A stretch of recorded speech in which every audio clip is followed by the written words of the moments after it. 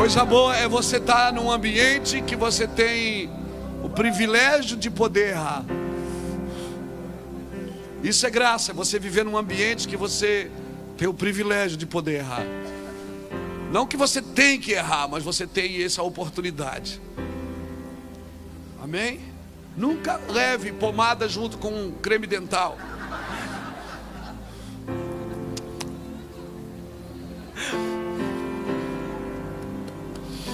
Vamos lá, Mateus 16, versículo 13, diz assim: chegando Jesus à região de Cesareia de Filipe, interrogou os seus discípulos: quem dizem os homens ser o Filho do Homem? Responderam-lhe: uns dizem João Batista, outros que é Elias, outros Jeremias e uns dos profetas. Perguntou-lhes ele: e vós, que dizeis que eu sou?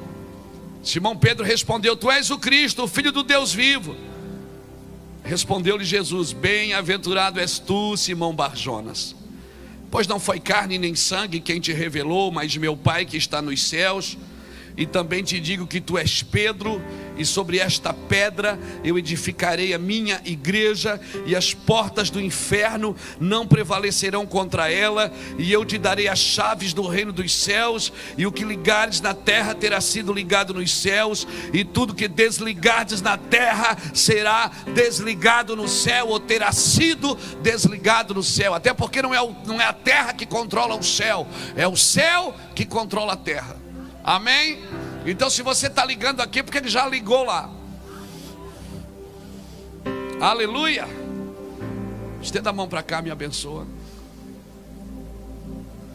Diga: Senhor, abençoa esse cara aí, ele não merece, mas abençoa ele.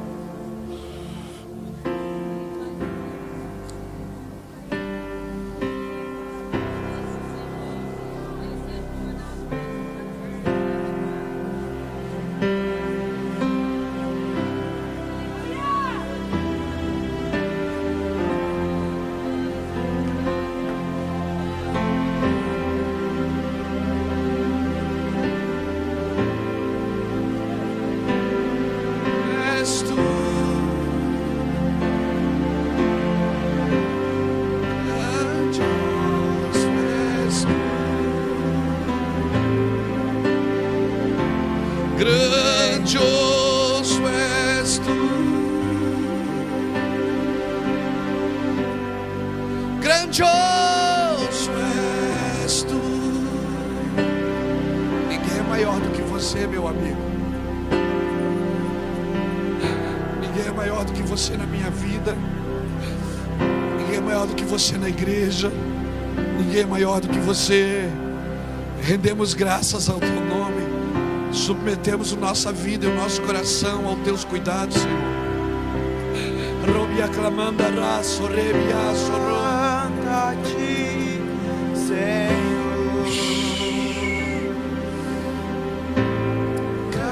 Grandioso és tu, grandioso és tu. Então minha alma canta-te, Senhor. Grandioso és tu, grandioso és tu. Tome seu lugar devagar. Não perca a unção que está aqui. Não perca essa glória. Não se distraia.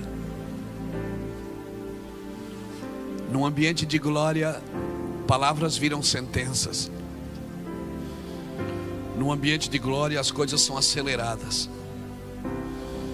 Coisas que você esperou por 20 anos, 15 anos, elas podem acontecer num ambiente de glória. Aleluia. Num ambiente de glória parece que Deus acelera. Por que acelera? Porque a gente sai do Cronos e entra no Kairos, no tempo de Deus. E no tempo de Deus você não pesca, é o peixe que pula dentro da rede. No tempo de Deus, Adão já nasceu grande.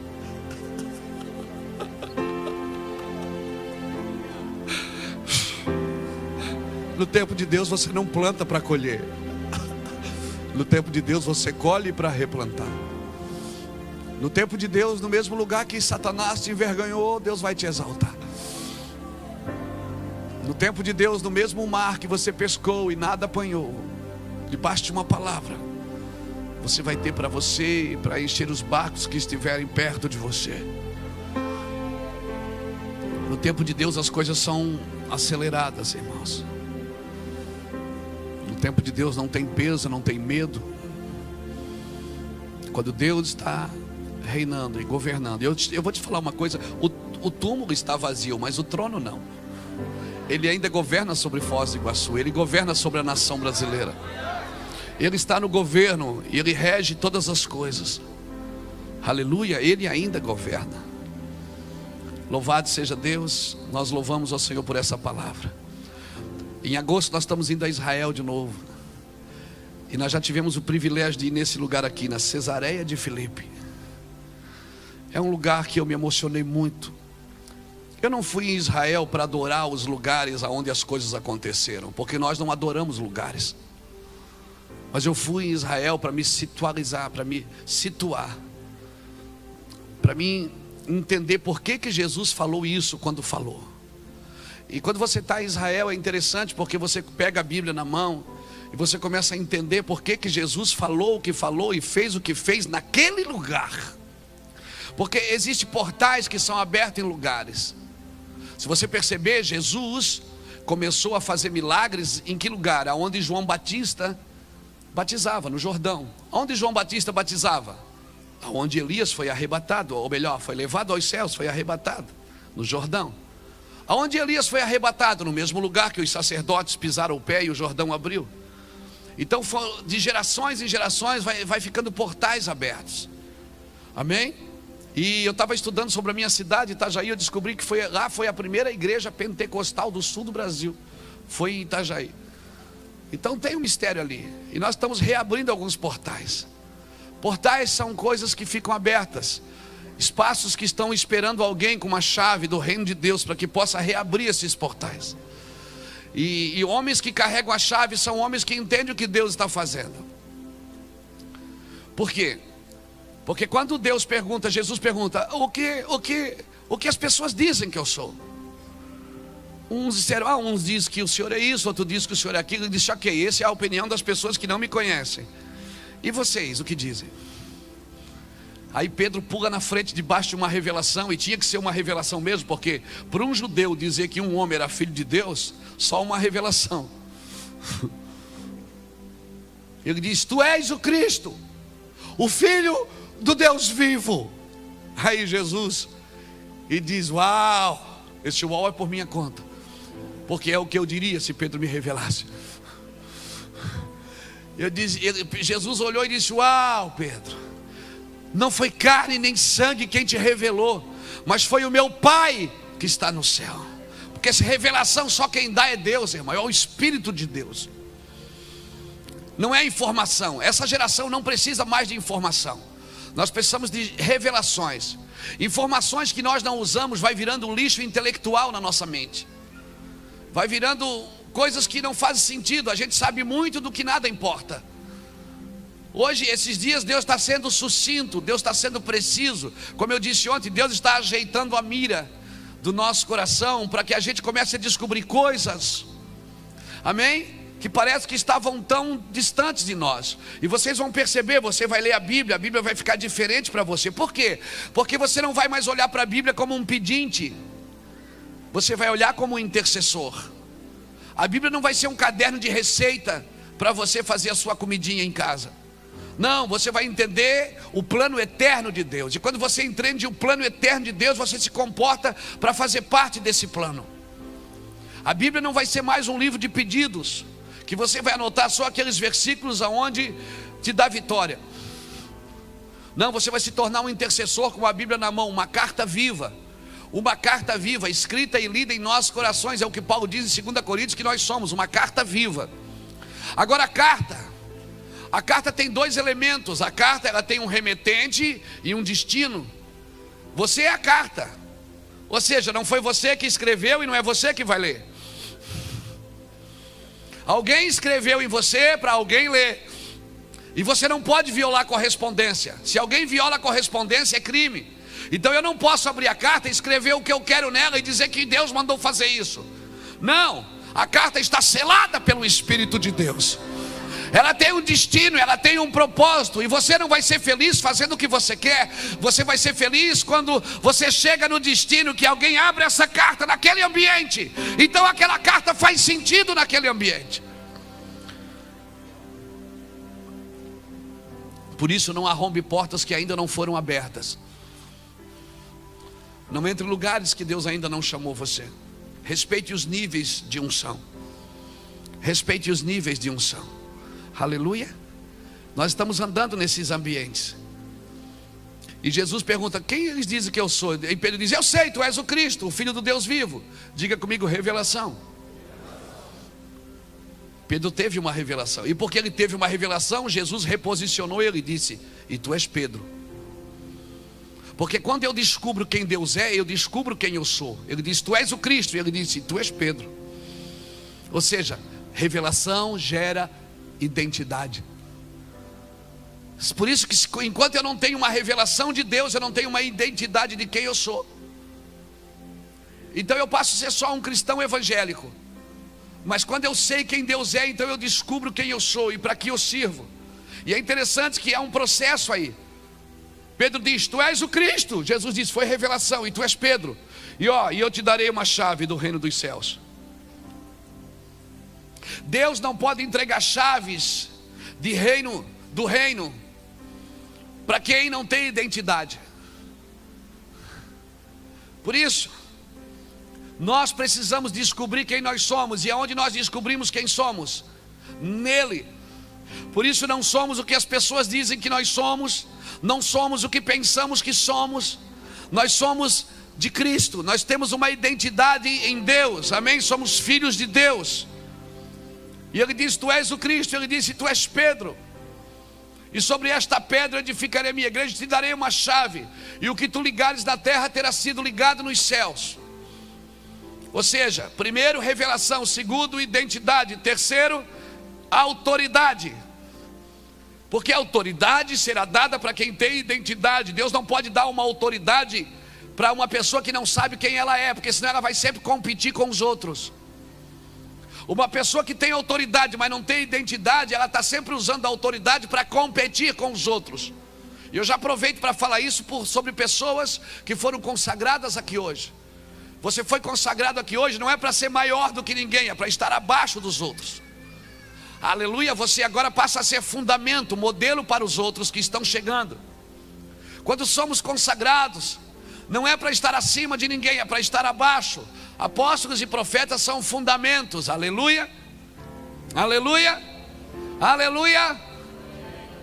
Então, quando nós recebemos esse encargo do Senhor, é para estar abaixo, ser fundamento para as pessoas caminharem em cima da gente. Não é para estar sobre eles, porque sobre eles nós só vamos fazer sombra, não vamos trazer fundamentos. Lembra da mensagem do primeiro dia de ontem? Deus parou um movimento e disse: voltem lá e ensine o povo a mensagem completa. Não façam só sombra sobre eles, porque senão vocês não vão levá-los a lugar nenhum. E esse dia aqui Deus reposicionou a Pedro. Foi ou não foi? Agora, primeiro ele diz assim: Pedro, tu és Pedro, sobre esta pedra edificarei minha igreja. Logo em seguida, no versículo 21, desde então começou Jesus a mostrar aos discípulos que era necessário ir para Jerusalém e padecer dos anciões. Por quê? Porque Jesus está num ambiente de milagres. Jesus está num ambiente de revelação, é ou não é?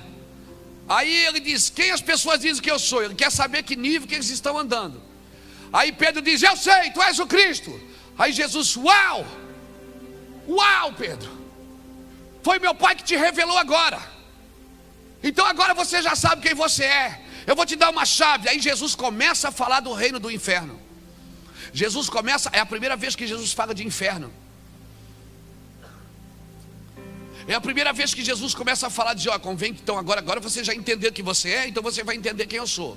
Então agora chegou a hora que vocês sabem a verdade. Eu vim para morrer, eu vou morrer na cruz, eu vou padecer por vocês. Aí Pedro pula na frente, está amarrado. Como alguém é pedra de fundamento e 10 minutos depois passa a ser pedra de tropeço. Porque logo em seguida Jesus diz para ele no versículo 22, Pedro tomou a parte e começou a repreendê-lo, dizendo, Senhor, tem compaixão de ti, isso de modo nenhum te acontecerá. Ele, porém, voltando-se, disse, Pedro, para trás de mim, Satanás, tu me serve de pedra de tropeço. Eu estou te falando de uma revelação aqui, eu pensei que tu já sabia quem tu era, Pedro.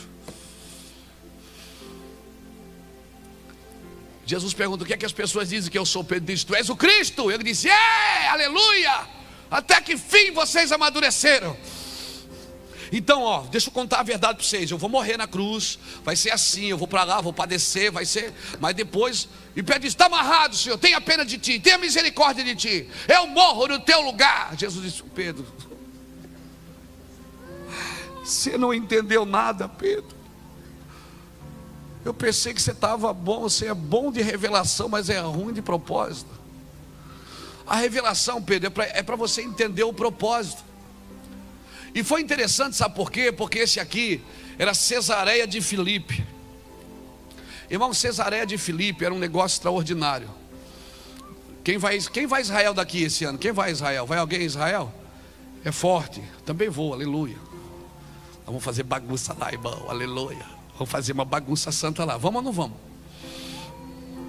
Irmãos, nós tivemos em Roma, eu gosto muito de estudar sobre isso, sobre avivamento, sobre fundamentos. E nós tivemos num lugar chamado Panteão. Panteão era um templo da Grécia, porque os romanos adoravam os deuses gregos. E eles criaram um lugar chamado Panteão. Tem uma cúpula assim em cima, sem cobertura, que não chove dentro. Não tem cobertura e não chove dentro, é uma loucura a arquitetura daquele lugar. E a história daquele lugar diz que os romanos colocavam deuses gregos ali e adoravam os deuses da Grécia. Quando Constantino se converte, ele manda tirar os deuses gregos e manda fazer estátuas dos personagens da Bíblia, de Moisés, de Abraão, e manda colocar nesses lugares. E aí começa a idolatria católica, exatamente ali em Panteão, num princípio grego. Por isso, irmãos, que toda idolatria, ela tem como base esse espírito greco-romano. E nós tivemos ali, foi assim, a gente estudou bastante, foi bem maravilhoso. Houve ali naquele dia uma transferência de idolatria.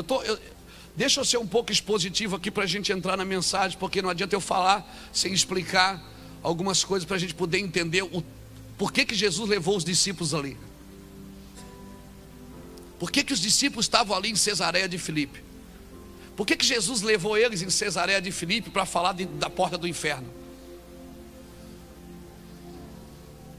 Ali houve uma transferência de idolatria. E aí você vai estudar sobre a crise na Europa. Qual foi a primeira nação a cair na crise? Foi a Grécia, que não conseguia pagar a sua dívida externa. Qual foi a segunda nação? A Itália. O espírito greco-romano já começou a cair, irmãos. Nós precisamos ter leituras espirituais para entender o que o Senhor está fazendo no mundo espiritual.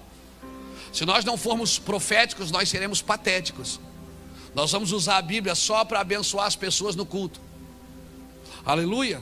Nós temos que ser proféticos agora, entender a causa para poder buscar a solução. Se nós não entendermos a causa da nossa crise, a crise que estamos vivendo nas nações, nós não vamos entender a profecia. Estamos aqui cumprindo a profecia, amém? Revelação é dada para cumprir a profecia. Deuteronômio 29. As coisas encobertas pertencem ao Senhor, porém as reveladas pertencem a nós e a nossos filhos para sempre, para que cumpramos todas as palavras desta lei. É para cumprir, revelação é dada para cumprir. Então quando Deus te dá uma revelação, mais do que pregar ela, você precisa descobrir qual é o efeito dela na sua vida, porque ela tem um efeito na sua vida. Aleluia. Ela tem um efeito na sua vida. Toda a revelação não é só para você trazer mais informações para a igreja, Por quê? Porque Deus não quer que a gente pregue uma coisa que a gente não entendeu. A pior coisa que tem é você pregar uma coisa que você não entendeu ela. Por quê? Porque você só multiplica a ignorância. Nós precisamos desfrutar disso, amém? Por isso Deus está dando revelação aos homens e às mulheres dele nessa geração. Nós estamos com a Bíblia na mão e dizendo: meu Deus, olha o que está escrito aqui, Jesus.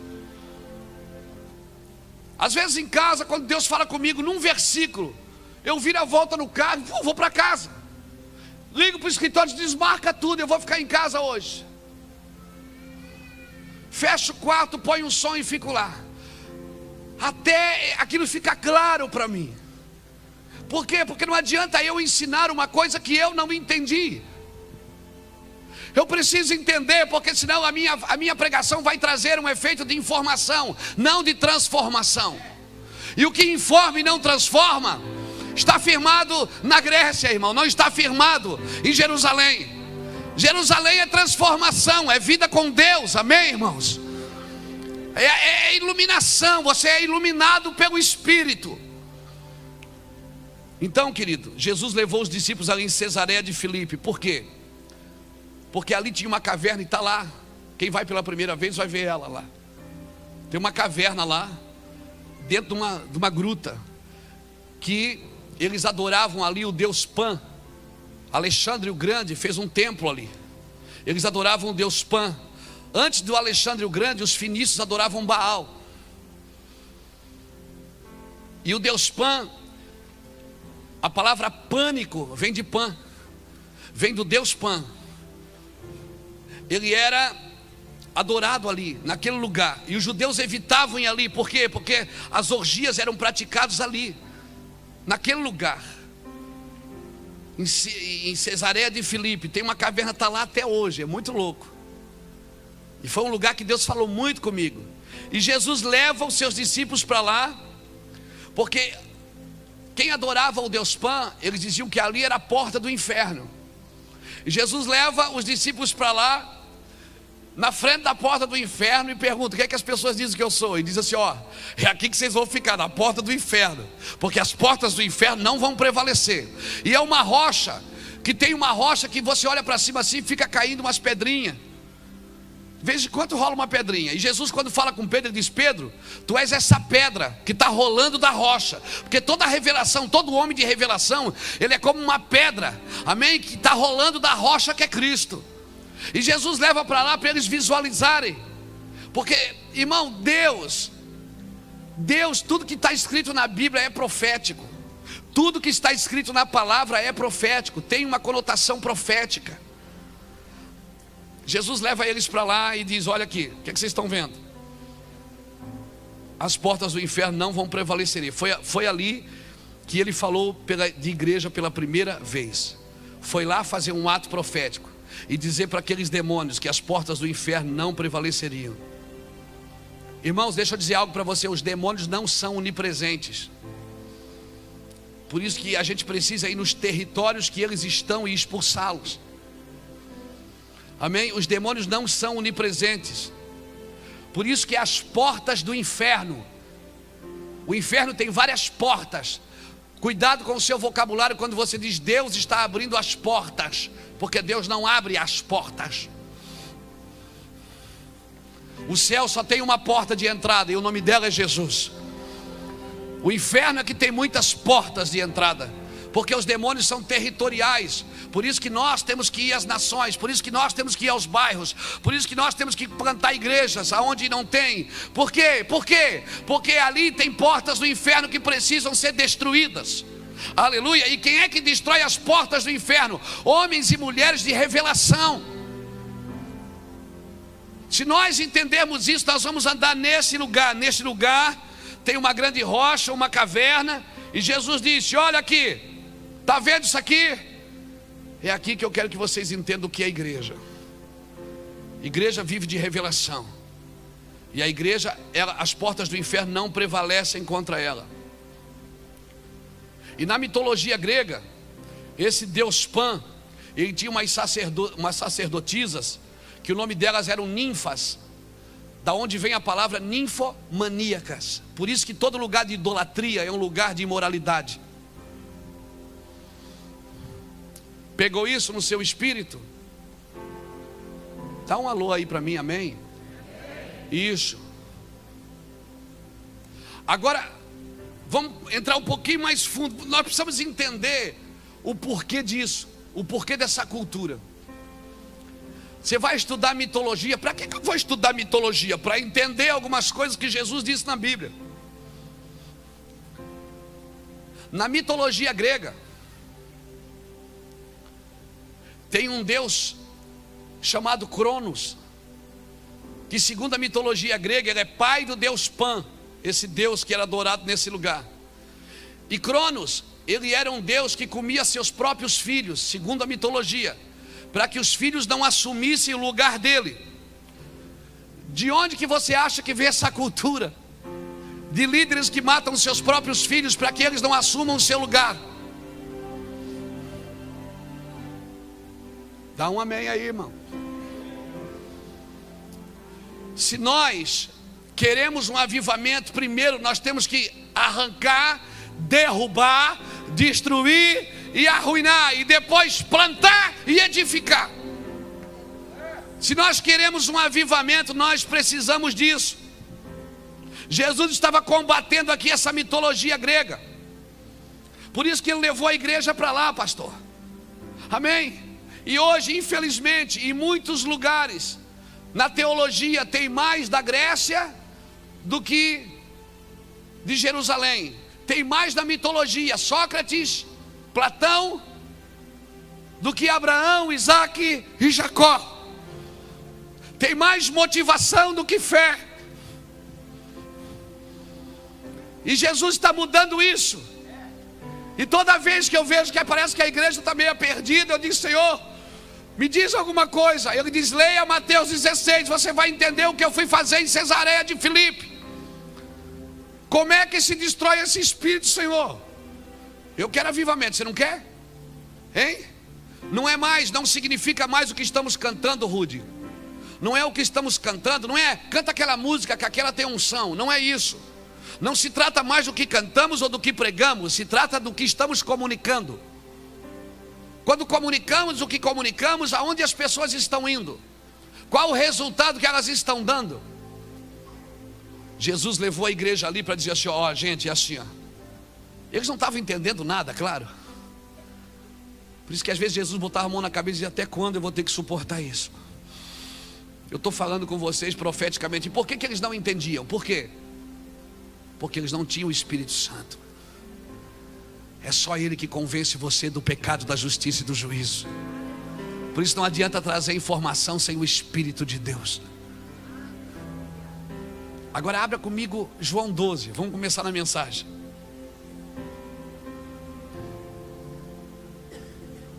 Eu falei um pouquinho dessa mitologia grega só para a gente se achar, se localizar.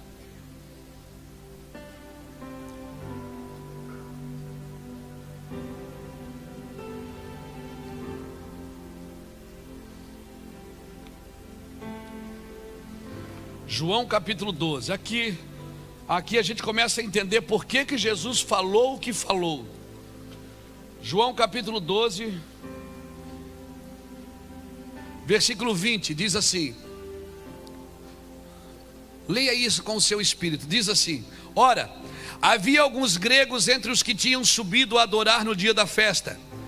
Dirigiram-se a Filipe, que era de Betsaida da Galileia, e lhe rogaram: Senhor, gostaríamos de ver Jesus. Quem foi ver Jesus? Quem foi ver Jesus? Os gregos. Irmão, veja bem, eu não estou falando de um povo, de um país. Eu estou falando de uma cultura. Eu estou falando de um espírito cultural. Amém? Veja bem, se tem algum grego aqui da Grécia, fique tranquilo, Jesus é na tua vida, viu? É, claro. Às vezes a pessoa pensa que a gente está falando da pessoa, do país. Não, eu estou falando do espírito cultural. Nós precisamos estudar sobre isso no Brasil também. O espírito cultural que rege o Brasil. Quem é a padroeira do Brasil? É uma mulher que foi achada no rio sem cabeça. Mulher sem cabeça significa o quê? Sem marido, sem cobertura. Quem é que rege o Brasil? Quem é o padrão do Brasil? Na nossa cultura, É uma mulher que foi achada sem cabeça em um rio. Isso é padrão. Isso nós precisamos combater. E não se trata de falar mal da igreja católica, não. Mas eles são idólatras. Os evangélicos também são. Adoram pessoas, adoram cantores, adoram pregadores. A questão aqui é cultural. Porque idolatria é serviço. Idolatria é serviço a um ídolo. Tudo que você adora mais do que Jesus é latria na sua vida. Você está trabalhando para isso. Idolatria pode ser até mesmo o seu ministério. Você pode amar mais o seu chamado do que a Deus.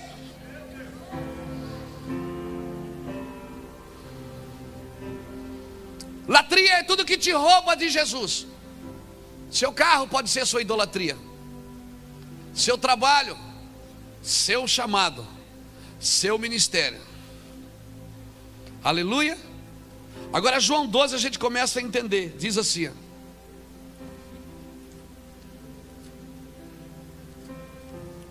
João 12, 20. Ora, havia alguns gregos que tinham subido a adorar no dia da festa. Dirigiram-se a Filipe, que era de Betsaida da Galileia, e lhe rogaram: Senhor, gostaríamos de ver Jesus. Os gregos foram lá para ver Jesus. Por que você acha que eles foram ver Jesus?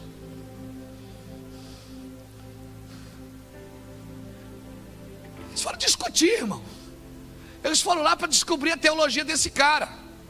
Porque até então Roma adora os deuses da Grécia. E quem é esse cara agora que está falando do nome de um Deus que Roma não adora? Está fazendo milagre, curando enfermo, limpando leproso, fazendo um monte de coisa. Eles disseram: nós queremos ver Jesus. Eles na realidade foram para questionar Jesus. Eles foram para discutir teologia com Jesus. Eles foram para argumentar com Jesus. Aí a resposta do meu Jesus é fantástica. Filipe foi dizê-lo a André, e André e Filipe disseram a Jesus. Olha o que Jesus diz: é chegada a hora que o Filho do Homem será glorificado. Aí Jesus diz: vai lá e diz para eles: em verdade vos digo que se o grão de trigo cair na terra, não morrer, ele não dá fruto. Sabe o que Jesus estava dizendo? Se eles não morrer, eles não vão entender o que eu estou dizendo. Porque eles estão acostumados a ouvir sobre Deus na mente deles, mas não no seu espírito. Então eles precisam morrer para receber Deus no seu espírito. Por isso o evangelho é uma loucura, cara. Você não vai entender tudo que Deus quer de você. Por isso você às vezes Deus fala uma coisa com você, você fica apavorado. Evangelho é loucura. Não tente. Mas pastor, não é um culto racional? É um culto racional, mas não é um culto à razão. Os gregos pedem sabedoria, os judeus buscam sinais, mas nós pregamos a Cristo crucificado. Doideira, loucura, chapação, loucura. Olha para você.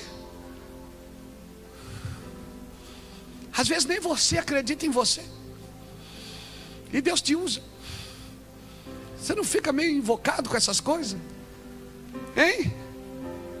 A gente tem tudo para dar errado e dar certo. Às vezes você fala uma coisa e acontece, e diz: cara, Deus está me usando. Mas tem que usar mesmo, porque Deus não ia viver sem um cara legal que nem eu.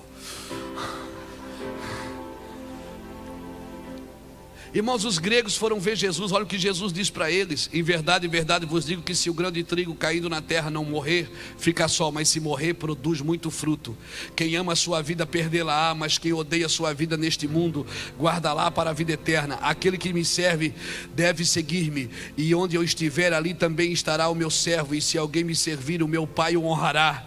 Agora o meu coração está angustiado, e que direi: Pai, salva-me desta hora. Mas foi precisamente para esta hora que eu vim. Aleluia. Deus te guardou para esse tempo, meu irmão. Descansa aí. Pai, glorifica o teu nome. Então veio uma voz do céu: já o glorifiquei, e outra vez o glorificarei. A multidão que estava ali ouviu a voz, dizia que era um trovão. Outros diziam: um anjo lhe falou. Sempre vai ter argumentos no lugar que Jesus está se manifestando, que Deus está se manifestando. Disse Jesus: não veio esta voz por causa de mim, mas por causa de vós. Agora é tempo do juízo deste mundo. Agora será expulso o príncipe deste mundo. Mas eu, quando for levantado da terra, atrairei todos a mim. Ele dizia isto para mostrar o tipo de morte em que morreria. Senhor, os gregos querem te ver. Ele diz assim: eles querem me ver, o que eles querem? Aí Jesus para e diz: uau, chegou a hora do Filho do Homem ser glorificado.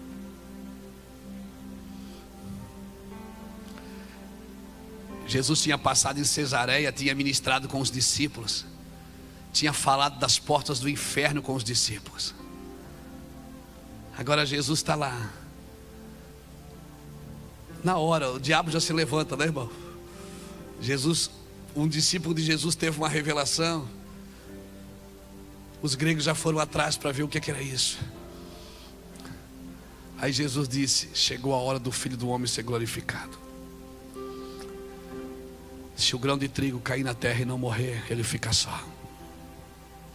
Mas se ele morrer, sabe o que Deus está dizendo aqui para a gente nessa noite? Você não vai conseguir me entender com a sua mente carnal. Você não vai me entender com a sua mente filosófica. Você pode estudar a mente de Cristo.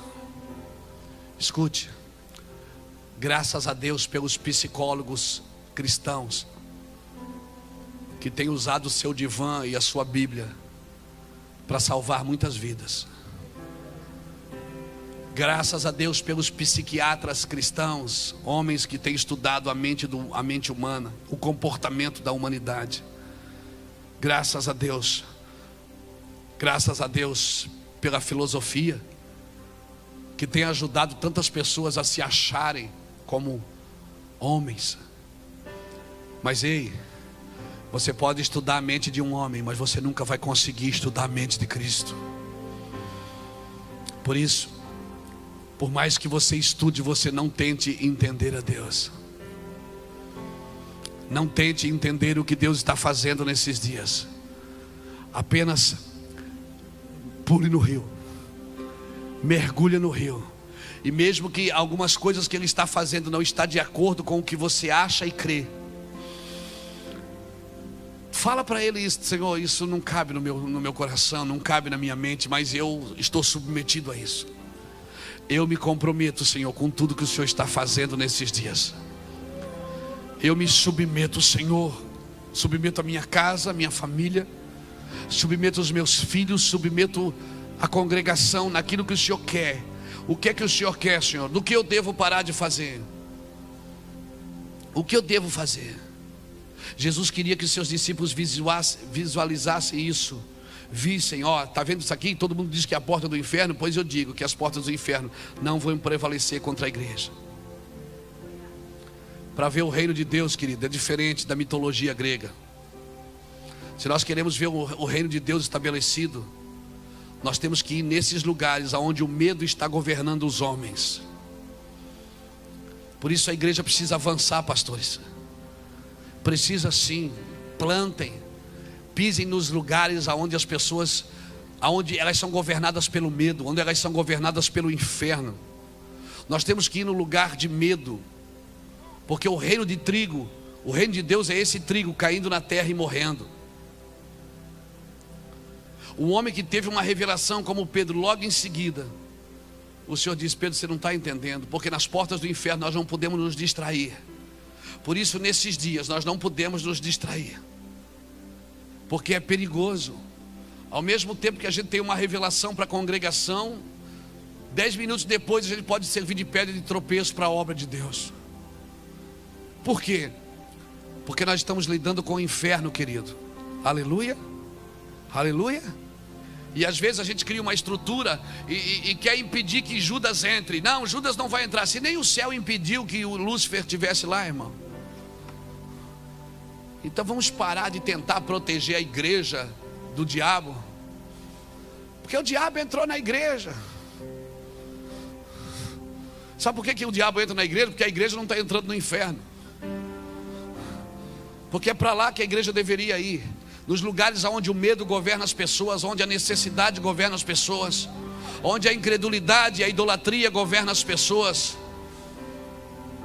Jesus disse: Pedro, você é essa pedra pequena que está rolando. Ou seja, a sua identidade natural é Simão Barjonas, mas eu te digo que tu és uma pedra que rola da rocha. Porque Pedro, todo mundo que nasce de novo vai rolar da rocha que é Cristo.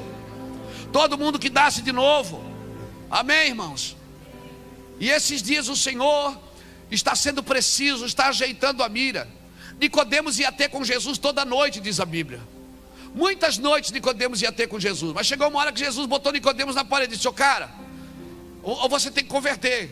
Você está vindo aqui conversar comigo, você está cheio de informações a meu respeito, mas você tem que se converter, você tem que nascer de novo, cara. Você vem no culto, vem na reunião, dá até a oferta, mas você não converte. O que é converter? É mudar de mentalidade, mudar de paradigma. Não é encaixar o cristianismo na nossa vida, é abandonar a nossa vida para viver um cristianismo sadio. Não é encaixar o cristianismo nas minhas necessidades. Não, eu vou lá fazer uma campanha porque Jesus vai me abençoar. Não, você tem que morrer para entender o que Ele está dizendo. Deus não quer abençoar uma vida que Ele quer que você perca. Deus está dizendo: se você perder essa vida, eu tenho uma vida pronta para você. Ei, eu tenho uma vida pronta para você. Salmo 139, verso 16. No meu livro eu escrevi sobre ti sem que nenhum dos teus dias existisse. Davi disse: no seu livro ele escreveu sobre mim sem que nenhum dos meus dias existisse. Então como eu vou entrar na fila da bênção para Deus me abençoar, se Ele quer que eu perca a minha vida para viver a vida que Ele preparou para mim, sem uma cultura grega, sem uma cultura de idolatria, sem um fundamento idólatra, mas com um fundamento de servir, de ser servo, de ser filho. Irmãos, nós precisamos entender isso, porque isso é libertador. Quando você entende isso e eu entendo isso, já era, irmão. Pedro, não se distraia na porta do inferno. O mesmo Jesus que disse: Pedro, meu pai falou com você agora. Disse: agora foi o diabo que falou com você.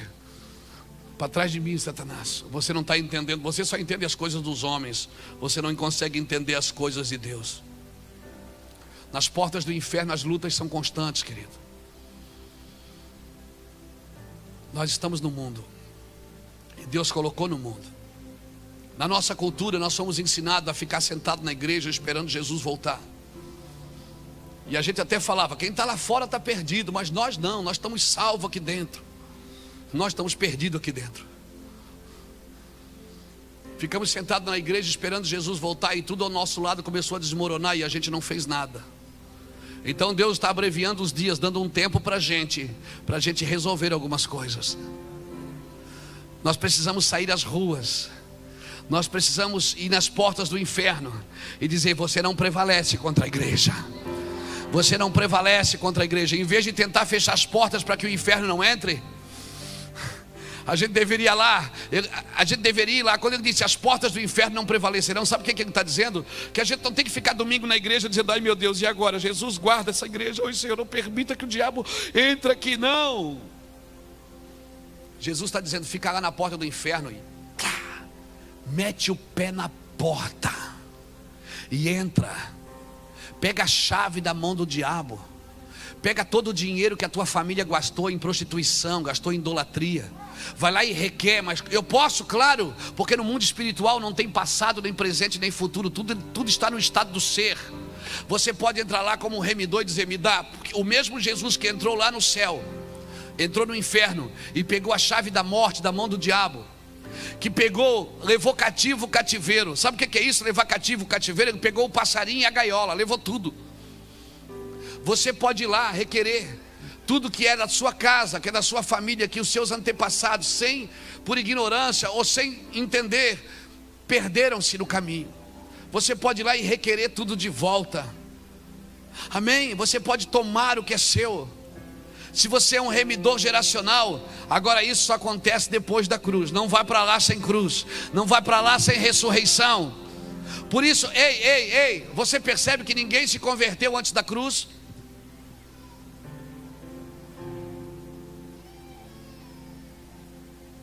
Ouça as escrituras. Leia as escrituras, você vai ver que ninguém se converteu antes da cruz. Jesus dizia: eu prego para que ouvindo não ouçam, e não entendam, e não sejam perdoados os vossos pecados.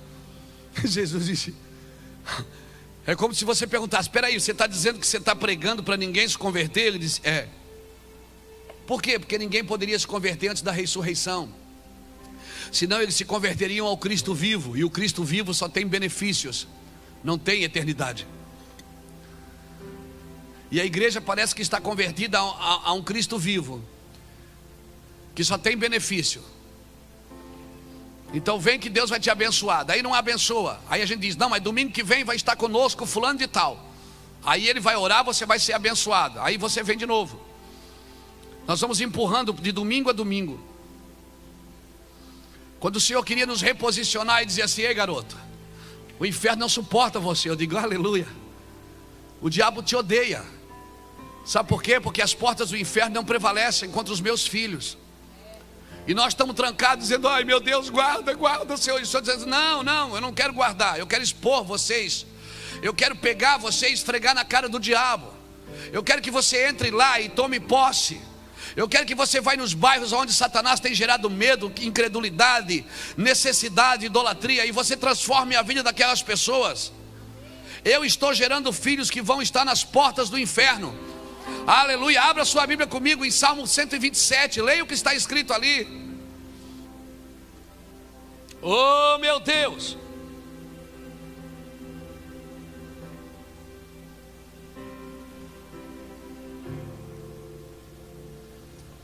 Salmo 127. Olha o que diz, que coisa linda. Versículo 3, verso 3.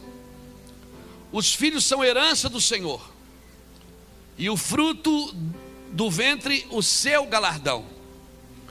Como flechas na mão do valente, assim são os filhos da mocidade. Bem-aventurado o homem que enche deles a sua aljava, não serão envergonhados quando falarem com seus inimigos. Aonde? Porta.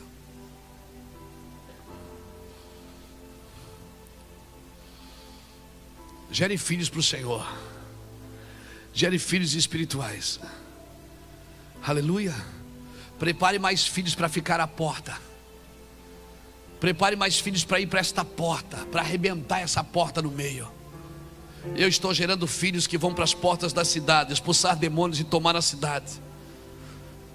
Se eu tenho autoridade sobre os demônios, certamente meus filhos também terão, irmãos.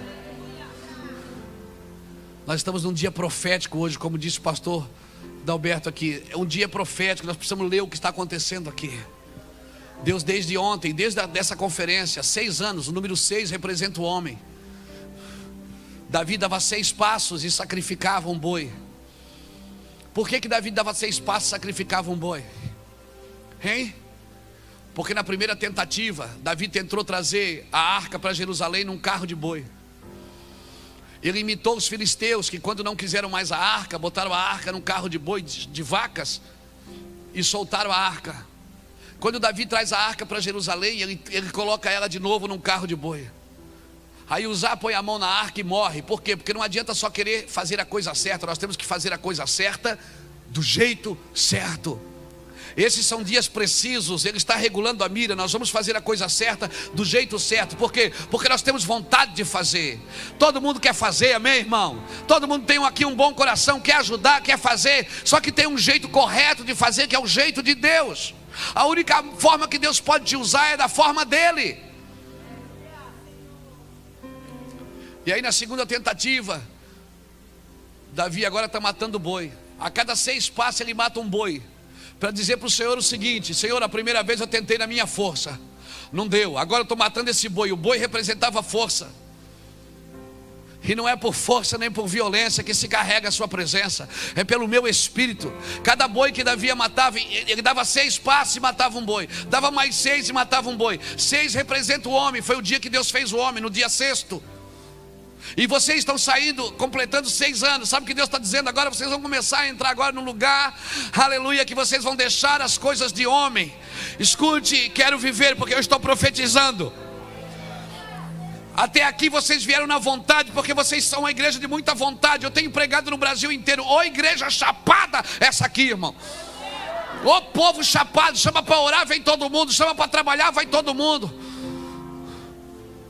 Então a vontade é explícita aqui. Todo mundo está vendo aqui a vontade. Só que agora, completando os 6 anos, vocês vão entrar no 7º ano. E vocês agora vão caminhar para o 7º ano. Então agora está na hora de começar a matar os bois. Está na hora de trazer a arca de volta e matar os bois. Ou seja, muitas coisas que funcionou na sua força não vai mais funcionar. Aleluia, você vai ter que sacrificar isso ao Senhor. Aleluia, e as portas do inferno não vão prevalecer contra a igreja de Jesus, amém? Nós declaramos isso, quero viver.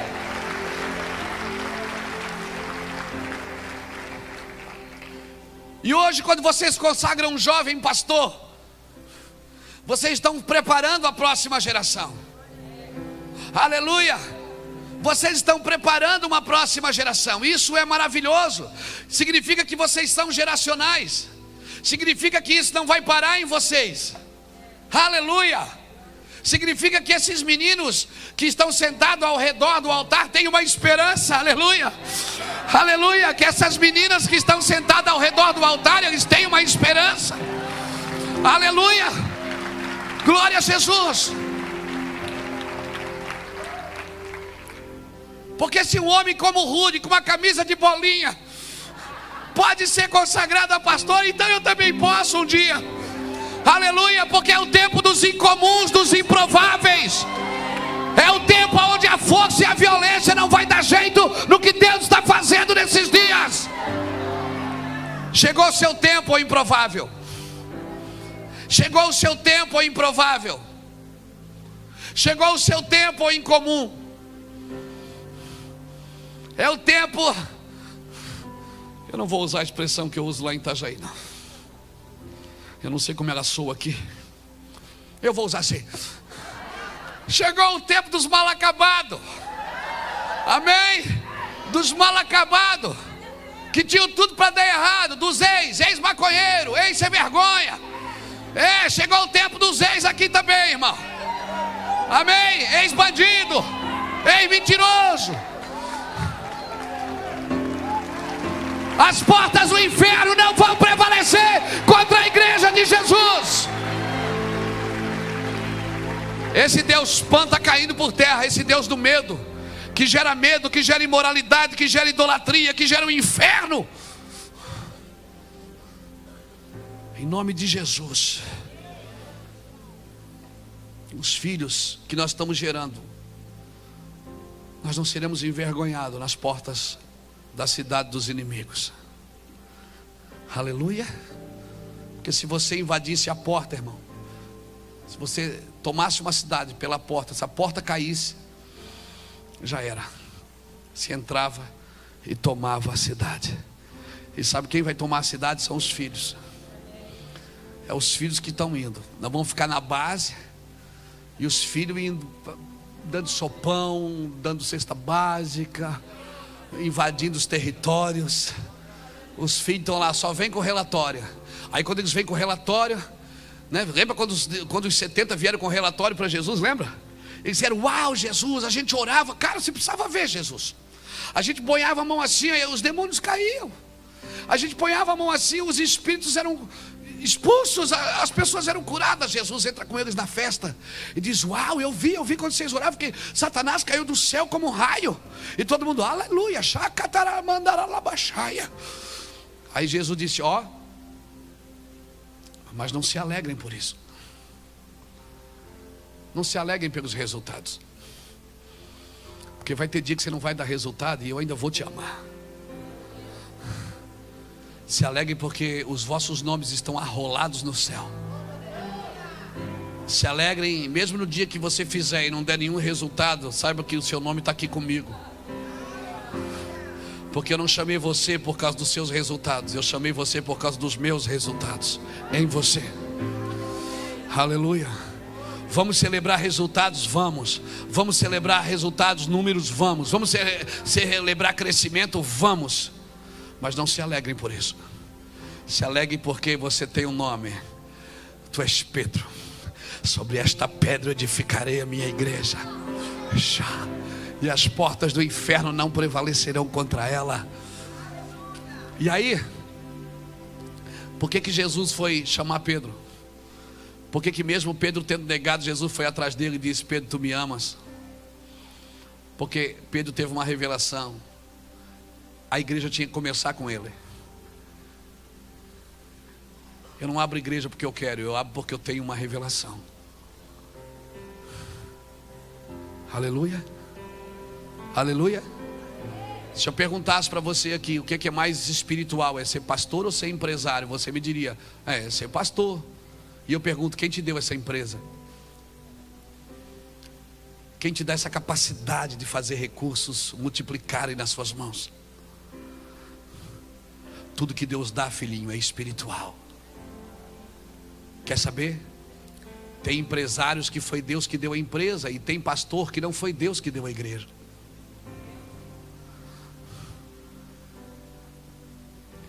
Não é porque eu estou fazendo algo para Deus que eu acho que foi Deus que me deu. Quando Deus me dá, como é que eu sei que foi Deus que me deu? Porque o inferno não prevalece, nunca.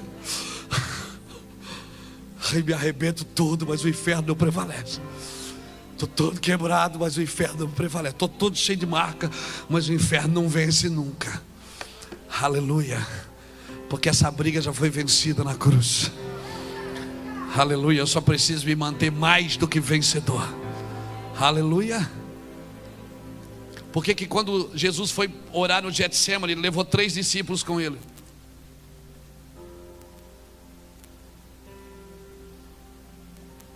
Aí os 3 dormiram. Jesus está lá orando, ele ora 1 hora e volta lá. Os discípulos estão dormindo. Depois ele volta, mais 1 hora depois os discípulos estão dormindo. Ele briga com quem? Está na Bíblia, ele diz assim: ó, Pedro. Ele não briga com os 3. Depois você lê em Mateus, ele diz: Pedro, nem 1 hora tu pudeste vigiar comigo. Pedro poderia ter dito: ei, Senhor, mas está todo mundo dormindo, o Senhor só briga comigo.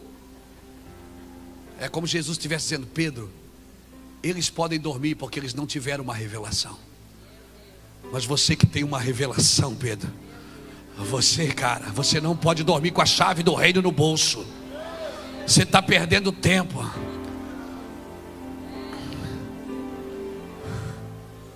Irmãos, eu tenho uma equipe hoje na igreja que eu sou pastor, de 40 e poucos pastores.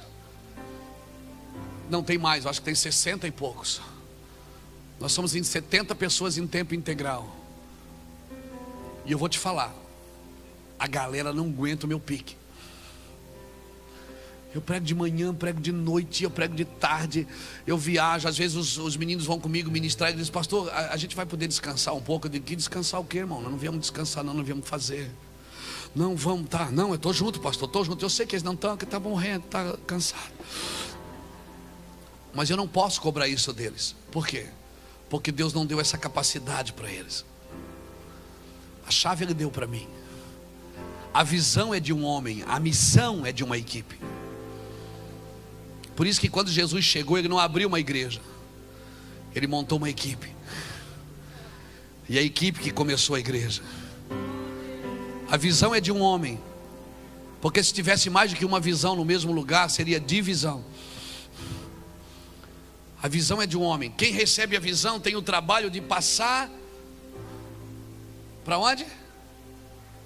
De passar para a missão. A missão, o trabalho da missão é cumprir a visão. Agora, onde é que Jesus pegou os discípulos? Onde é que Ele levou, Claudivan? Jesus não levou os discípulos para descansar em Dubai. Ele levou os discípulos na porta do inferno e disse: ó, vamos começar por aqui a lição. Revisão de vida vai começar aqui, nas portas do inferno. Foi para lá que Jesus levou os discípulos, para dizer o seguinte: ó, é aqui que começa a igreja. Para vocês entenderem que a guerra é constante. Para vocês não vacilarem, não se distraiam. Não se distraiam. As portas do inferno não prevalecem, mas você precisa estar ativo, não se distraia. Irmãos, quem tem a chave do reino não pode dormir. Jesus poderia ter brigado com João, poderia ter brigado com Tiago. Você já percebeu que Pedro, Tiago e João estavam ali, sempre junto com Jesus? Por que Pedro, Tiago e João? Eles representavam a narrativa do céu. Quando Jesus chegou, Pedro, Tiago e João começaram a caminhar perto dele.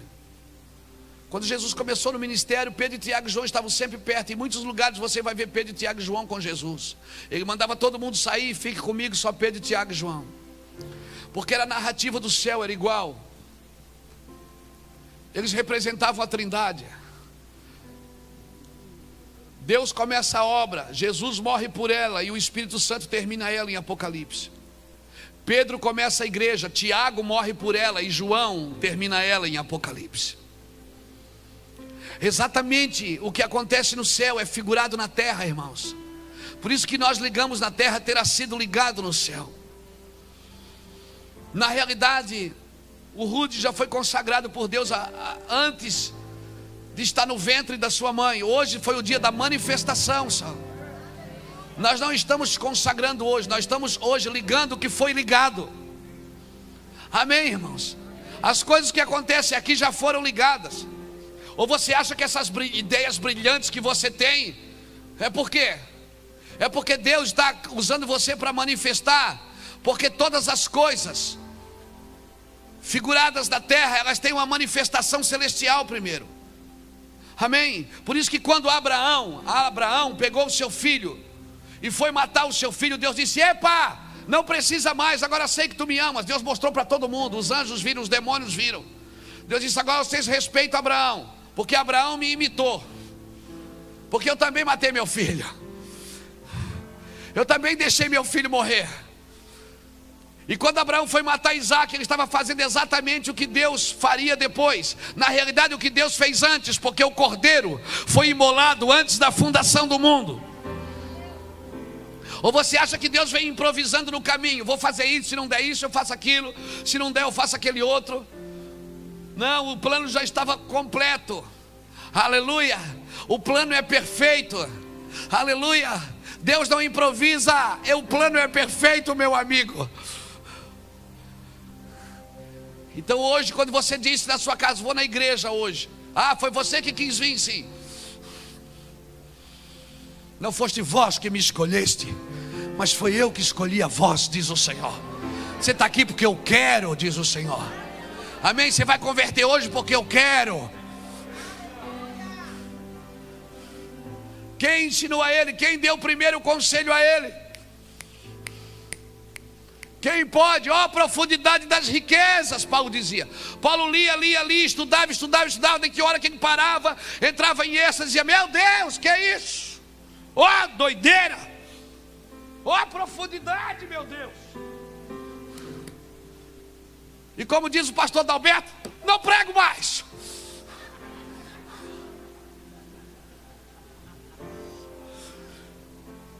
Qual a profundidade das riquezas? Aí Paulo começa a questionar: quem deu a ele primeiro?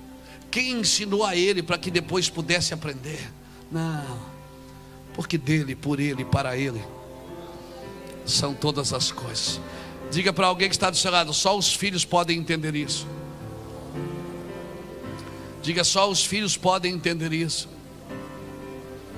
Você me dá mais 10 minutos? Então abra comigo Tito, capítulo 1. Eu vou ler 2 ou 3 textos e a gente vai parar. Tito, capítulo 1.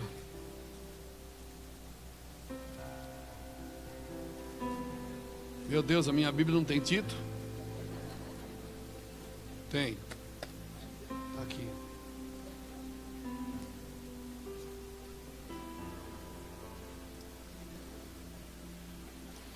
Tito, no capítulo 1, versículo 4 diz assim: a Tito, meu verdadeiro filho.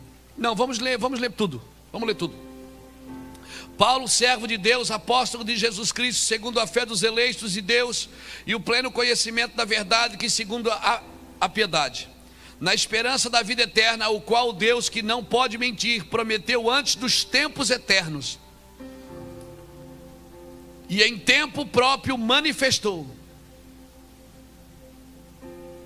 Pegou? Ele prometeu antes dos tempos eternos e agora só está manifestando a sua palavra pela pregação que me foi confiada segundo o mandamento de Deus nosso Salvador. A Tito, meu verdadeiro filho, segundo a fé que nos é comum, graça e paz da parte do Pai e de Cristo Jesus nosso Salvador. Por esta causa, Tito, eu te deixei em Creta, para que pusesses em boa ordem o que ainda resta, e de cidade em cidade estabelecesse presbíteros, como já te mandei. E aí começa a falar a regra dos presbíteros e vai embora.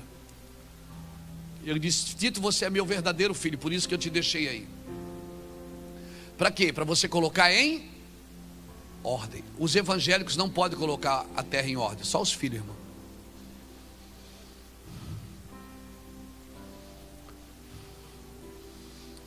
Assim como os católicos não podem, assim como os evangélicos, mas eu sou evangélico. Quem te chama de evangélico é a revista Veja, não é a Bíblia. A Bíblia te chama de filho. Nenhuma religião pode colocar a terra em ordem, só os filhos, porque os filhos são herdeiros. Os filhos entendem de herança. Por esta causa eu te deixei aí, para que você coloque o que? Em ordem, o que ainda resta. Então, filhos, são dias que filhos vão trazer ordem. Ordem não é organização, é ordem. Organização é o que Jesus mandou fazer. Quando Jesus multiplicou os pães, ele disse o quê? Antes de multiplicar, ele disse o quê? Senta de 50 em 50, de 100 em 100. Jesus não ordena sem antes organizar. Antes de fazer Adão, ele fez o jardim. Antes de soprar o Espírito em Adão, ele fez o homem, a matéria. Olha para o vale de ossos secos. Primeiro os ossos, depois nervos, depois carne, depois pele, depois o Espírito. Ele não vai derramar do Espírito de qualquer jeito. Ele vai trazer ordem primeiro. Por isso que o Senhor está nos organizando para viver um avivamento. Amém? Não vai ser uma animação de um culto. Ou o culto hoje foi maravilhoso. Não, o culto de manhã foi bom. Aquilo que aconteceu de manhã, isso é só uma gota no oceano daquilo que nós vamos viver todo dia. Todo dia no trânsito, você vai viver no shopping, no posto de gasolina. Você vai estar e Deus vai falar com você: abraça esse cara, dá um dinheiro para ele. Dinheiro não, Deus, dá um dinheiro para ele. Você vai entrar no shopping assim, a pessoa vai te atender no restaurante. Você vai olhar para ela e Deus vai dar a vida dela. Aí você vai olhar para ela e vai dizer assim: você tem filho? Tem.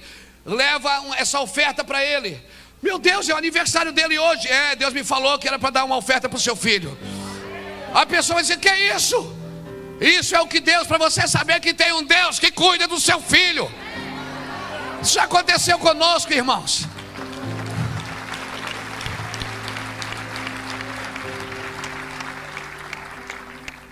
Sabe aquele teatro que eu faço da menina de 12 anos, da mulher do fluxo de sangue? Eu estou numa igreja e pego uma mulher para fazer a mulher do fluxo de sangue, uma mulher estéril que não podia ter filhos. E eu não estou sabendo de nada. E eu também, no meio da multidão, pego o marido dela para fazer a figura do Jairo. E eu ponho a mão no ventre dela e digo assim: ela estava sangrando, o seu útero não gerava mais. E eles me olhando assim, a igreja toda me olhando, e eu não sabendo de nada, e profetizando. É assim que vai acontecer, irmãos.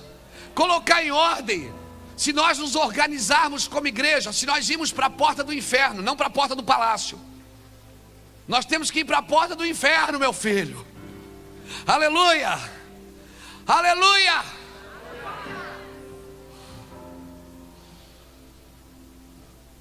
Se nós nos organizarmos como igreja, Ele vai nos usar para colocar em ordem o que ainda resta. Aleluia! Homens como Davi, que juntaram as tribos. Lembra de Davi? Davi foi um cara extraordinário, porque ele juntou todas as tribos. Juntou todas as tribos. Se prepara. Por isso que não é dia de Lashon Hará, não é dia de falar mal de ninguém. Porque Deus vai começar a juntar tribo. Você vai ter que andar com pessoas que você já falou mal delas.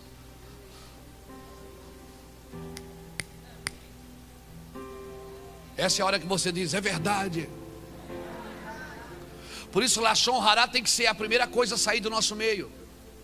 Sombra, nós temos que parar de fazer sombra. Nós temos que parar de Lashon Hará, a língua maldicente. Porque Deus vai começar a juntar as tribos. Eu quero ver quando Deus falar com você no domingo. Fecha a tua igreja aqui hoje, vai lá servir a outra. Bota todo mundo no carro e vão lá. E leva uma oferta para eles. Eu já vivi isso, irmãos. Nós vamos viver isso nas cidades onde nós estamos pastoreando. Amém? Você vai estar em casa, pessoas que você nem conhece. Deus vai dar a vida delas para você. Você vai colocar, esses dias faz uns 6 anos. O Djalma estava comigo. Eu estou em casa e eu tinha ganhado algumas peças de ouro de uma oferta. O Senhor falou para mim, coloca 2 alianças. Leva essas 2 alianças com você. Eu digo, ué, bota 2 alianças no meu bolso? Botei, fui pregar na conferência lá no teatro. Lá no colégio 7 de setembro, em Fortaleza. Numa conferência lá. Quando eu estou pregando no meio da conferência, as 2 alianças estavam na minha carteira, no meu bolso. Ou melhor, na minha bolsa, que estava assim atrás, na minha mochila. Quando eu peguei a palavra para pregar, o Espírito Santo começou a me dizer por que eu levei aquelas alianças. Ele disse, aqui tem um casal, que eles se casaram e eles não têm dinheiro para comprar aliança. Eu digo, mas agora, Senhor, eu estou tão preparado para pregar. A mensagem é tão boa, eu preciso ouvir ela. Não, essa palavra o Senhor nunca ouviu. Isso vai mudar a sua vida, Senhor. Aí ele disse, a aliança é isso. Eu estou pregando no meio do culto, começa a chorar. Antes de assim, na introdução da mensagem. E o Senhor disse, pega aquelas alianças. Eu peguei e disse, irmãos, eu não sei porquê, mas eu quero entender também. Eu só estou obedecendo. Eu estava em casa ontem e quando embarquei no avião antes de vir para cá, o Senhor mandou eu trazer essas 2 alianças. E eu quero dizer para um casal que está aqui, que vocês que não têm dinheiro para comprar aliança, eu quero dizer que Deus preparou as alianças para você. Deixa eu contar. Aquele casal começou a se desesperar. No meio da multidão, pessoas começaram a olhar para eles. Eles caíram na unção, na cadeira os 2. Eles tinham se casado naquela tarde. No cartório, ele e o menino recuperado de uma casa de recuperação. E ela da prostituição. E eles se casaram no cartório. Eles estavam sendo acompanhados por um pastor já há algum tempo. Se casaram e estavam voltando para morar de favor na casa de alguém. E não tinham nem o dinheiro da aliança. Eles não compraram, Deus só casaram porque os pastores permitiram. Eu disse, eu estava em casa. Agora como que cuidado é esse de Deus? Claudivan, eu moro no sul do Brasil. O Ceará é lá no norte. Deus fala comigo lá no sul e diz, leve esse par de aliança. E o melhor, que quando eles põem no dedo, cabe no dedo dele e no dedo dela. Entenda isso que eu estou dizendo. Ele é preciso. É sobre essa precisão que eu estou falando.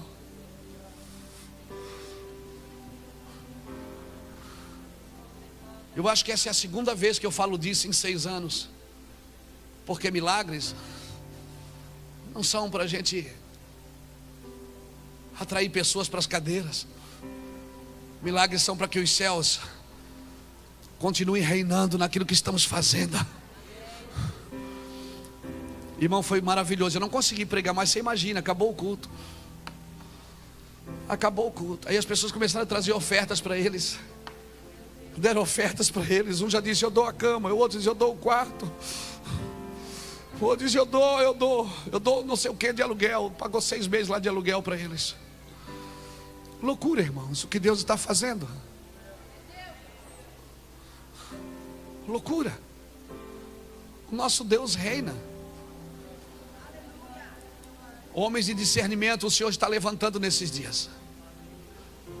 Esses dias alguém me chamou de avivalista. Disse, ô Luiz Hermínio é avivalista. Não, eu não quero ser avivalista. Eu quero ser um homem de discernimento.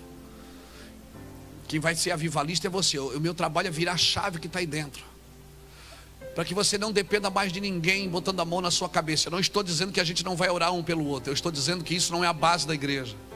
A base da igreja é você acender luz na vida das pessoas e deixar que elas vivam o que elas foram chamadas para viver, sem nenhuma opressão, sem nenhum impedimento. Eu profetizo que Deus vai levantar homens. Abra comigo 1 Crônicas 12. Eu profetizo que Deus vai levantar homens e mulheres com discernimento nessa geração. Ei, homens e mulheres com discernimento nessa geração. Pegou? Você vai discernir os tempos e os modos. Você vai discernir. Você vai discernir o que fazer, Adalberto. O Senhor vai falar com você assim, ó. Irmão, a pior coisa que tem é ter uma equipe incrédula. Eu, graças a Deus, não tenho uma equipe incrédula. Meus pastores, quando eu levanto a mão e digo, ó, irmãos, Deus falou comigo, todo mundo baixa a cabeça, pastor, vamos fazer. Às vezes é loucura, às vezes é pegar o dinheiro da igreja e dar para outra. Às vezes é loucura. Eu digo, mas Deus falou para mim, irmãos, vamos fazer. Pastor, foi Deus que falou? Foi. O senhor tem convicção? Tenho. Então nós estamos juntos. Por isso, irmão, nós precisamos ter uma equipe de lealdade, que todos tenham o mesmo coração. Todos. Aleluia. Porque essas coisas, irmãos, você não aprende numa sala de aula. Isso é revelação. 1 Crônicas 12, vamos lá. Eu vou ler esse texto e mais outro. Lembra que eu falei que era 3?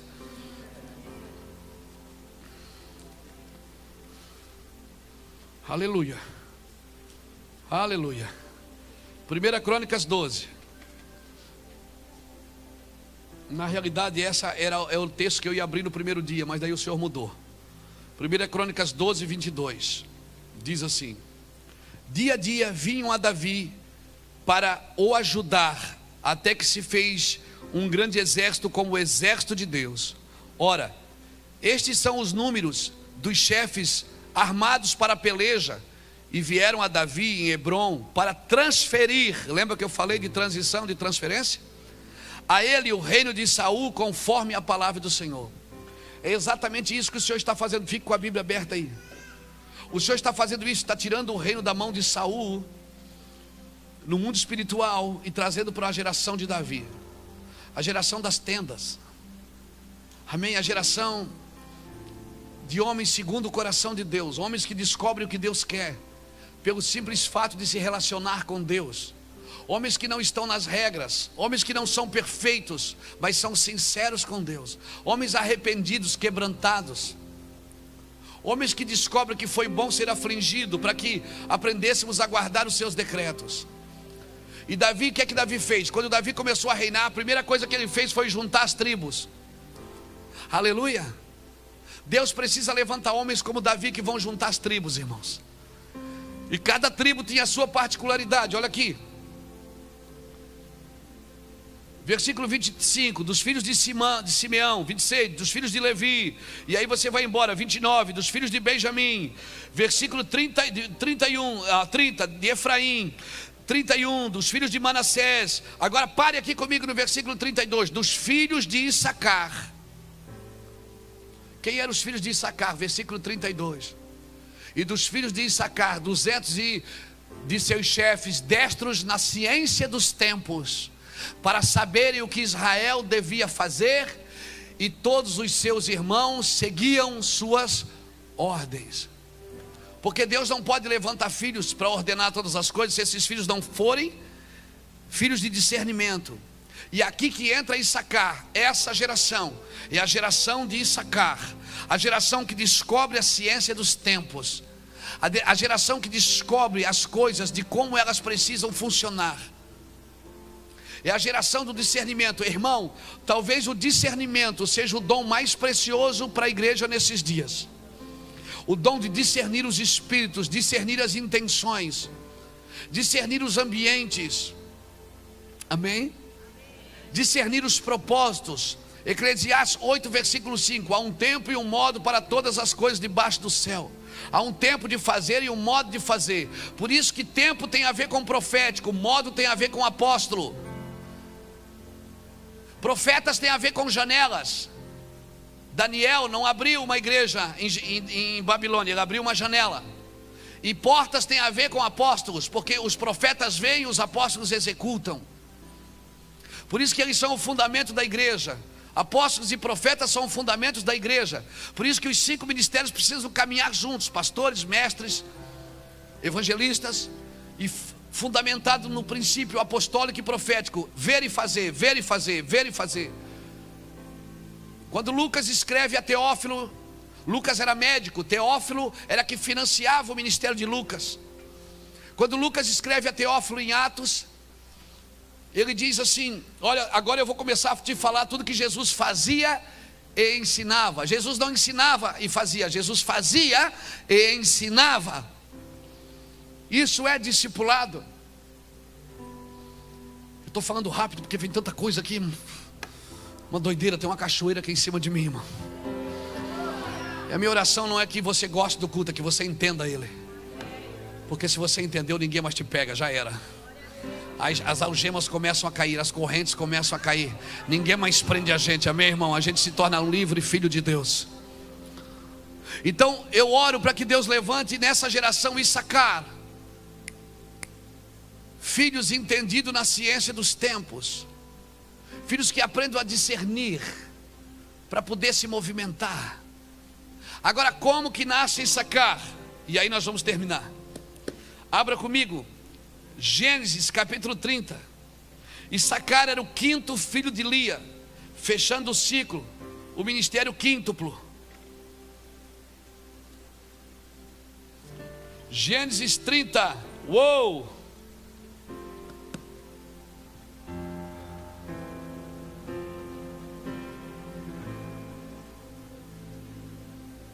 Olha aqui para mim. Vocês viram a porta que abriu hoje de manhã? Não, nós precisamos entender isso, irmão. Foi muito violento. Não é só pelas manifestações aqui, mas a porta no mundo espiritual. Vocês viram? A palavra destravou.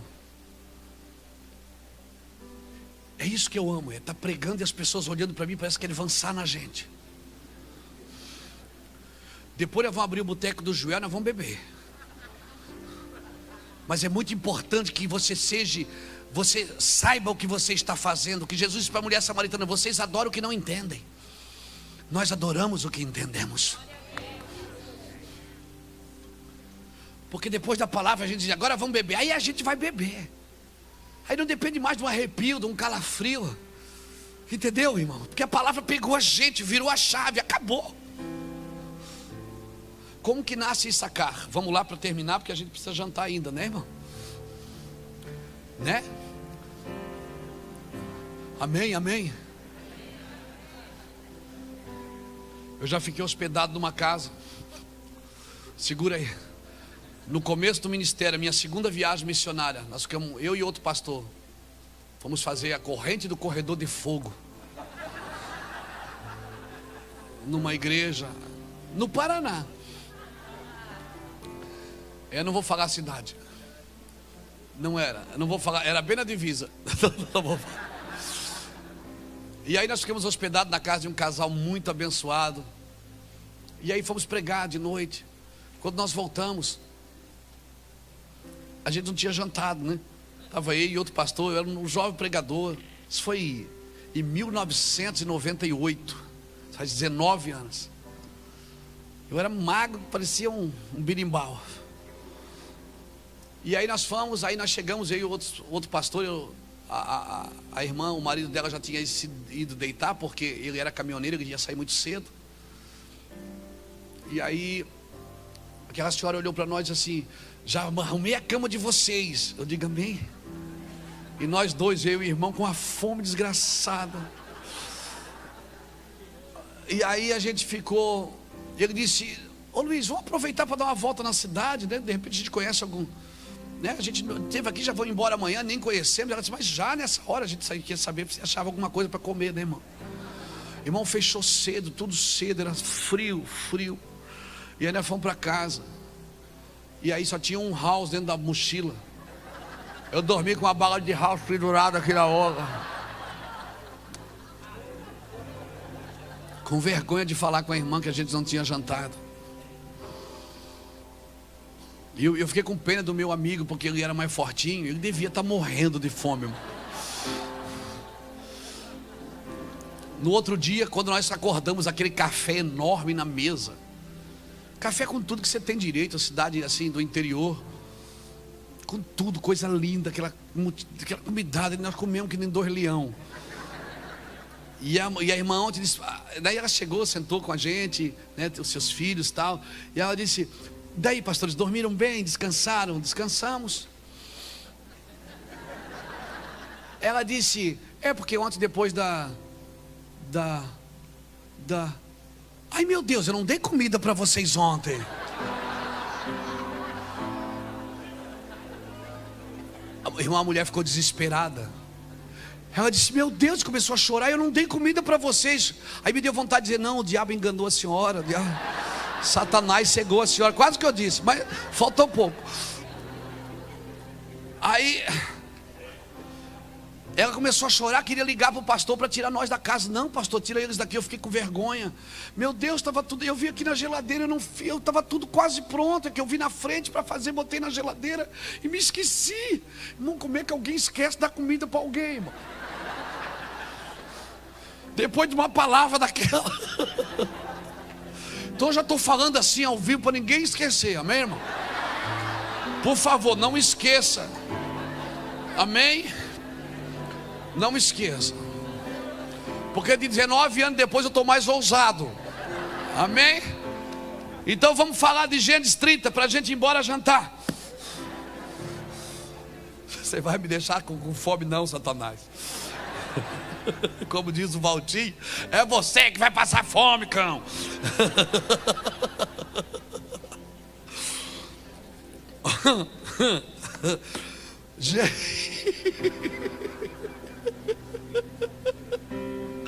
Gênesis 30, versículo 1 diz assim, vendo Raquel que não dava filhos a Jacó, teve inveja de sua irmã e disse, me dá filhos, senão eu morro. Então se acendeu a ira de Jacó contra Raquel e disse, acaso eu estou no lugar de Deus que te impediu o fruto do teu ventre? Versículo 14. Saiu Rúben no dia da ceifa de trigo e achou mandrágoras no campo e as trouxe a Lia, sua mãe. Então disse, trouxe a sua mãe, perdão. Então disse Raquel a Lia, dá-me, peço-te, dessas mandrágoras do teu filho. Respondeu ela, é já pouco que hajas tomado o meu marido, tomarás também as mandrágoras do meu filho? Disse Raquel, por isso ele se deitará contigo esta noite, pelas mandrágoras do teu filho. Quando Jacó veio à tarde do campo, saiu-lhe Lia ao encontro e disse, deita-te-ás comigo, porque certamente eu te aluguei com as mandrágoras do meu filho. E deitou-se com ela naquela noite. E ouviu Deus a Lia, e ela concebeu e deu à luz ao 5º filho. Então disse Lia, Deus me tem dado o meu galardão, porque dei minha serva ao meu marido. E chamou o filho de... Aqui nasceu Issacar, homens entendidos na ciência dos tempos. Como que Issacar nasce? Irmão, Jacó tinha 2 esposas, Raquel e Lia. E a Bíblia diz que Raquel era robusta. É uma palavra que Deus usa para dizer que ela era linda, que ela era perfeita. Deus, para não dizer que ela era linda, ele disse ela era robusta. Mas Deus, para não chamar Lia de feia, ele disse ela tinha o semblante caído. Porque Deus até para chamar de feia é lindo, né? Ele, para não dizer Lia, coitada, era fraca de aparência. Ele, para não dizer isso, ele disse Lia, ela tinha o semblante caído. É interessante que quando Deus percebeu que Lia era desprezada, a Bíblia diz que Deus abriu o seu ventre. Você já viu que Deus tem um negócio com os desprezados, irmãos? Amém? Com os feinhos. Diga para o irmão que está ao seu lado, você é feinho, mas Deus vai você vai gerar muito para o Senhor. Diga assim, você vai dar muito fruto, seu feinho. Isso, fala para ele, ô feio. Ninguém falou para mim, glória a Deus. Diga, ô feio, Deus vai abrir a sua madre. Irmão, quando Lia Agora Raquel, ela via que Lia tinha filhos e ela não. Ela começou a conversar com seu marido e dizer: me dá filhos, senão eu vou morrer, porque eu não suporto mais ver minha irmã tendo filhos e eu não. Aqui nós temos diante de duas igrejas. A mulher na Bíblia representa a igreja. E uma igreja que quer filho para competir com a irmã, morre enquanto gera. Por isso que Raquel morreu a caminho de Belém. Faltava 18 quilômetros para chegar em Belém. Ela morreu a caminho de Belém. E ainda quando está morrendo, ainda amaldiçoou o filho. Diz: Benoni. O Senhor disse: não. Jacó disse: não, Benjamim, meu filho da minha destra. Raquel representa uma igreja idólatra, porque Raquel era idólatra.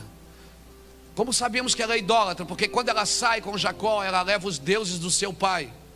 E aqui nesse texto você percebe que ela é idólatra, porque Rúben era o filho mais velho de Lia. Rúben está vindo com as flores de mandrágoras. Deixa eu pegar uma flor aqui que é mais bonito.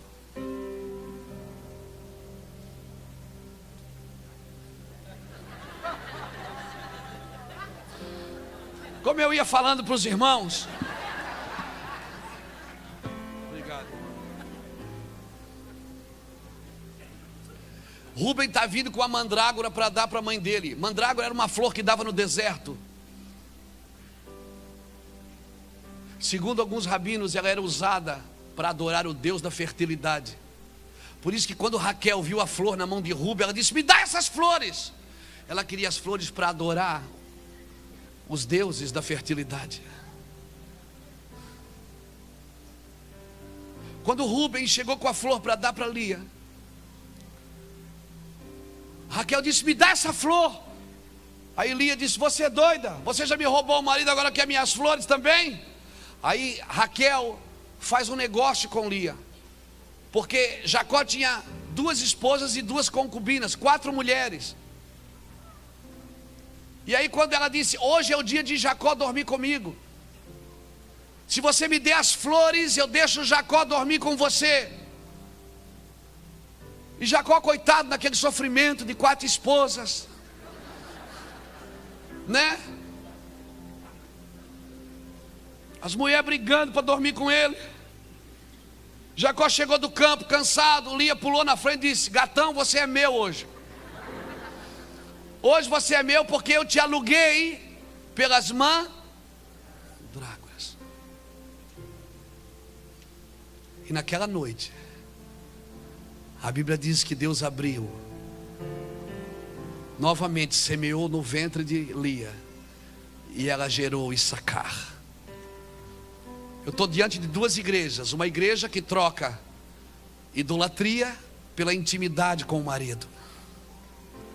Sabe quando Issacar nasce?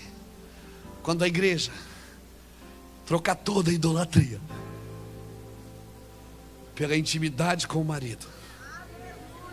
E aí nós vamos gerar filhos de discernimento, filhos de maturidade, filhos que não vão entrar na fila da bênção, eles vão entrar na fila do propósito, pastor Adalberto. Filhos que vão para a igreja para serem preparados, consagrados, não só para serem prósperos e abençoados, mas filhos que estão dispostos a ser consagrados. Quando esse óleo virou aqui hoje, nesse grupo de irmãos, nós estamos vivendo esse momento, irmãos.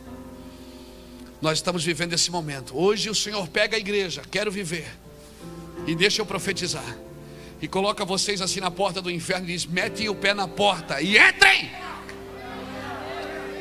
porque as portas do inferno não prevalecerão contra vocês. Troque toda a idolatria pela intimidade com o marido, e certamente vocês vão gerar filhos entendidos na ciência dos tempos, filhos que vão discernir o que Deus quer, filhos que não vão ser pedintes, mas vão ser intercessores. Irmão, quando Israel ia para uma guerra, Davi consultava os filhos de Issacar para ver o que eles achavam, porque os filhos de Issacar eram homens entendidos na ciência dos tempos, e Israel para saber o que Israel deveria fazer, o que Israel deveria plantar, o que Israel deveria tomar, aonde Israel deveria ter ido. Issacar era que dava essas diretivas. Nós estamos aqui nessa noite, nesse momento. A minha oração é: quero viver, que nasçam nos vossos meios os filhos de Issacar, que nasça nos vossos meios homens entendidos na ciência dos tempos, nos negócios, no pastoreio, no apostólico, no profético. Que nasça no vosso meio o ministério evangelístico que tome essa cidade. Que nasça em vosso meio. A minha oração é que nasça em vosso meio homens de discernimento, que quando se reunirem dão as diretivas corretas para a igreja. A minha oração é essa para os irmãos. Eu ia pedir para você ficar de pé, mas você já entendeu. Eu quero orar por você. Primeiro eu quero agradecer a Deus por estar aqui nesses dias, nesse momento profético dessa igreja, nesse momento que essa igreja está transicionando. Amém? Irmãos, vocês estão transicionando. Vocês vão viver, escute, 2016 até os meados de 2017 até os meados de 2018, quando vocês vão completar 7 anos, vocês vão viver coisas que vocês não imaginavam que viveriam. Vocês estão transicionando de uma igreja denominacional.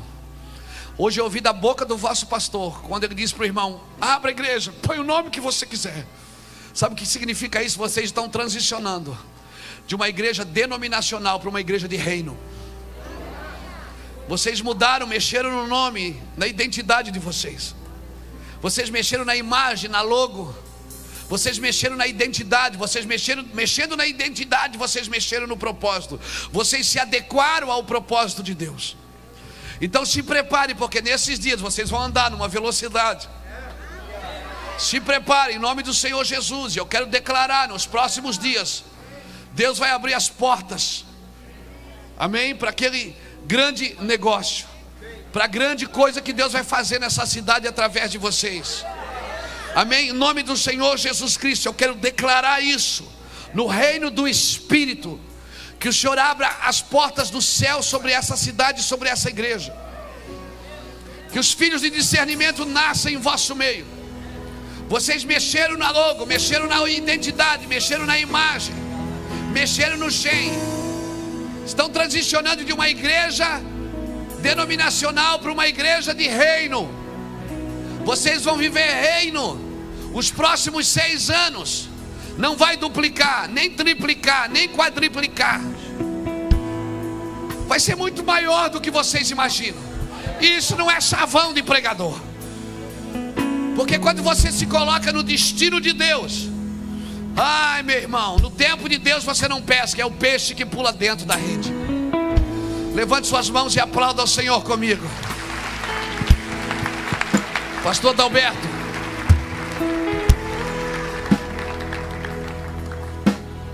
Como eu disse hoje, eu vim aqui como mensageiro nesses dias. Eu quero pedir que você ore, porque você é o pai dessa casa. Deus te levantou, Deus colocou a visão no teu coração. Eu vim como mensageiro, mas quem vai ativar e destravar esse povo é você. Amém? E o boteco do Joel está aberto, irmão. Às vezes a gente diz, esse dia eu estava dançando na igreja, alguém disse assim: pastor, o senhor dança na carne, não é? Eu digo, é na carne. Mas pode pular na carne? Eu digo, claro. Mas na carne Deus não vem. Eu digo, se o Espírito será derramado sobre toda a carne, como é que... Você tem que entender como é que eu vou pular sem a carne. Tenta pular sem a carne. Ou espiritual. Foi um privilégio servi-los na mesa do Senhor.